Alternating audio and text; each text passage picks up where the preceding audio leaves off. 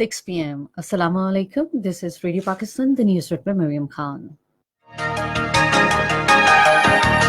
Here's the headlines.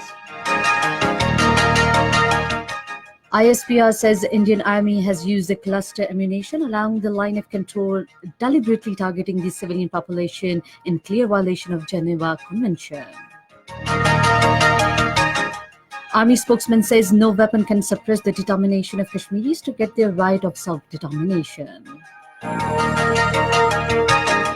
Foreign Minister has said India is jeopardizing the regional peace in its war hysteria. Eighth round of peace talks between the United States and Afghanistan, Taliban begin in Doha today. Expressing regret at ending of an arms treaty between US and Russia, UN Secretary General has urged both countries to urgently seek a new common path for international arms control. In Sudan, Transitional Military Council and the Opposition Alliance have reached a power-sharing agreement. The third Asian Men's U23 Volleyball Championship begins in Myanmar today. And now the news in detail. Indian Army has urged cluster ammunition along the line of control, deliberately targeting the civilian population in a clear violation of Geneva Convention and international humanitarian law. According to the ISPR, the Indian Army on the night of the 30th and 31st July targeted the innocent civilians, including women and children in Neelam Valley through the artillery using the cluster ammunition. Resultantly, 2 civilians, including a 4-year-old boy, martyred while 11 got critically injured. Because of severe impact on non-combatants, use of cluster ammunition is prohibited under Convention on Cluster Ammunition. The ISPR said that the blatant Indian aggression against all international norms exposes true character of the Indian Army and their moral standing. It urged the international community to take the notice of this Indian blatant violation of international laws on use of cluster ammunition targeting innocent citizens.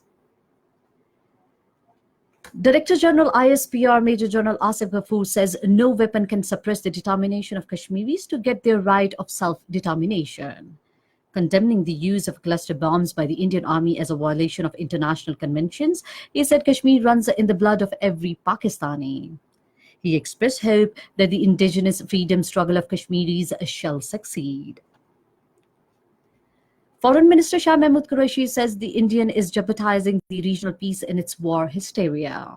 In a statement, he condemned the blatant use of cluster bombs by the Indian security forces targeting innocent civilians along the line of control. Terming it a clear violation of the Geneva Convention and international laws, the Foreign Minister urged the international community to take the notice of these Indian atrocities. Foreign Office spokesperson Dr. Mohammed Faisal says the Pakistan condemns the atrocious attacks by the Indian Army in occupied Jammu and Kashmir. In a statement, he said befitting reply would be given and India must not forget 27th February. The Foreign Office spokesperson said the use of cluster munitions along line of control and deliberate targeting of civilians by India is a blatant violation of Convention on Cluster Munition and international humanitarian law. He urged the international community to take the notice of the Indian actions which are violating of international laws. Special Assistant to Prime Minister on Information and Broadcasting Dr. Firdaus Ashiq Khan says Pakistan wants to resolve the issue of Kashmir through dialogue. Talking to PTV, she said Pakistan is acting as a reasonable state. She said that the US has again offered to mediate on Kashmir issues, which is testimony to the fact that Washington has recognized Kashmir as disputed region. In occupied Kashmir, Indian troops in their fresh acts of state terrorism martyred another 3 youth in Baramulla and Shopania district today. The troops martyred 2 youth during a cordon and search operation in Malampurana in Shopur area and Baramulla at Bandusha in Shopania district today. The troops had martyred another youth, Zinatul Islam Neku, in the same area yesterday.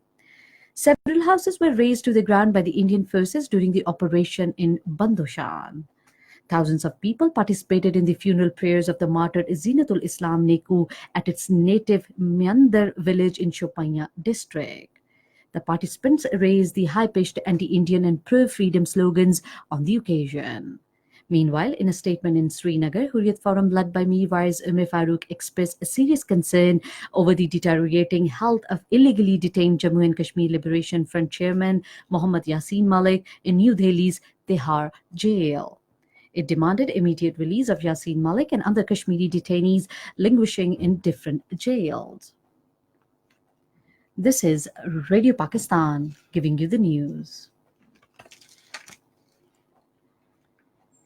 Secretary of Religious Affairs Mia Mushtaq Borana has directed to revolve the comprehensive plan to guide and facilitate pilgrims during Hajj days. He was chairing a high-level meeting in Makkah today to review the Hajj arrangements. The secretary urged all the sector commanders to serve at Hujjaj with a religious zeal. The Commission on Missing Persons has disposed of over 4,000 cases till last month. According to National Accountability Bureau, a total number of 6,156 cases were received by the Missing Persons Commission up to June this year. The Missing Persons Commission conducted 863 hearings last month, including 322 hearings in Islamabad, 80 in Lahore, 88 in Peshawar, and 250 in Karachi and 183 in Quetta. The 8th round of peace talks between Taliban and the United States begin in Doha, Qatar today.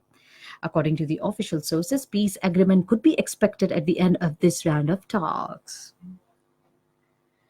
Meanwhile, in a tweet, U.S. Special Envoy for Afghan Reconciliation, Zalmay Khalilzad, said the U.S. is ready for a good agreement as Taliban are signaling that they would like to conclude an agreement. In Afghanistan, 3 Taliban leaders have been killed in an airstrike by Afghan forces in western Farah province. UN Secretary General Antonio Guterres has expressed deep regret at ending of intermediate-range nuclear forces treaty between the United States and Russia. In a statement, the UN Secretary General's spokesman Stephanie Dujarric said the Guterres has consistently called on 2 parties to resolve their differences through the consultation mechanism and regret they have been unable to do so. The statement said that the Secretary General emphasized the need to avoid destabilizing developments and urgently seek agreements on a new common path for the international arms control. The statement said previously agreed arms control and disagreements arrangements are increasingly under threat in the current deteriorating international security environment. In Sudan, Transitional Military Council and the Opposition Alliance have reached a power-sharing agreement. Talking to a newsman in Khartoum, African Union mediator Mohammed Hassan Libat said the 2 sides have agreed on constitutional declaration to pave the way for a transitional government. The agreement included the powers and the relationships between the different branches of the transitional government.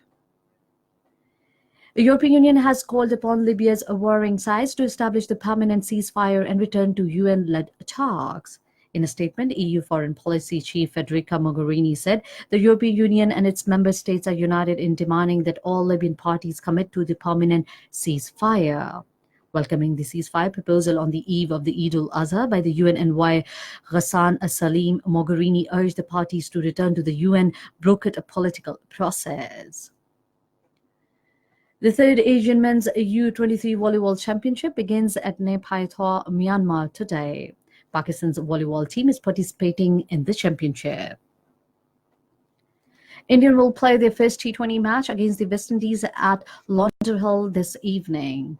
Both the teams will play 3 T20s and 3 ODIs and 2 test matches during the tour. And finally, the weather report. Mainly hot and humid weather is expected in most parts of the country during the next 12 hours. However, rain, wind, thunderstorm is expected at isolated places in Hazara, Rawalpindi, Gujranwala, Sargodha, Bahawalpur, Sahiwal divisions, Islamabad, and Kashmir.